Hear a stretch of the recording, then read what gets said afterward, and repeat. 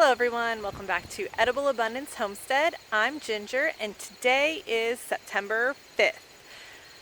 It's been a while since I have taken a video and since I have really done much in the garden, but today I'm getting serious about ripping out these tomatoes, mostly because I'm worried if I don't get them out and get peas planted, I'm going to be too late to get a pea harvest. So, once again, most of them were ripe. So I have like 3 baskets full of mostly ripe tomatoes, a few green ones in my kitchen to process into salsa or whatever. I'm starting to tear out the plants here. You can see I have a little pile of yellow tomatoes over there that I found that were still good. I tried to go through and pick all of them first and then just focus on just tearing things out. But I missed a few. I'm really trying not to take ones that are bug riddled. A lot of times, something like that, a bit of damage, I would try to save half of it if I could.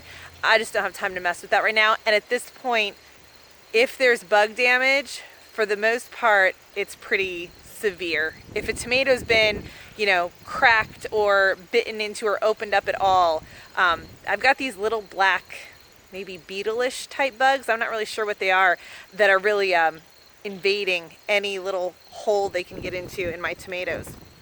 So anyway, so that's what's happening over here. The cherry tomatoes I'm going to do last because I haven't harvested them yet, because that's going to be some time and work. So I'm just trying to get out everything else that I can. As you can see, the weather, we are in Delaware, so we are not getting hit by the hurricane, but we are definitely going to be getting some side effects of the hurricane. So it's breezy. It's going to be, I think, really windy tomorrow and probably raining. I really have a lot of things inside to can. Tomatoes, I have jalapenos that I need to do something with. I have apples. We went up to the local orchard and I got apple seconds that need to be canned. And I was going to do that today, but looking at the weather, I want to get as much done outside today as I can while it's beautiful out, because it's gorgeous out right now. It's perfect temperature, and tomorrow it's probably going to be raining. We'll see. So I've got carrots and beets that are just starting to sprout. They're so tiny you can't even see them, but I've got squash that are getting flowers and baby squash on them. So that's super exciting. So hopefully this bodes well for getting a bit of a squash harvest before it gets too cold. That right there, that's a bean. Now that bean plant has been there for a while. I planted it midsummer. But as you can see, the leaves have been stripped by a rabbit. And unfortunately, all the bean plants that I planted maybe, a month ago, are all starting to look that way, and those are actually outside the fence. So even if my fence is not turned on right now, but even if I turned it on, the beans are mostly outside the fence. The rest of them have not been completely decimated yet, and I did go through and harvest a bunch off of them, but I'm kind of too tired at this point and have too much to do to fight the rabbits about the beans, especially since beans, they're not my favorite vegetable. I feel bad that I'm going to lose all these plants, but I have bigger fish to fry, as it were.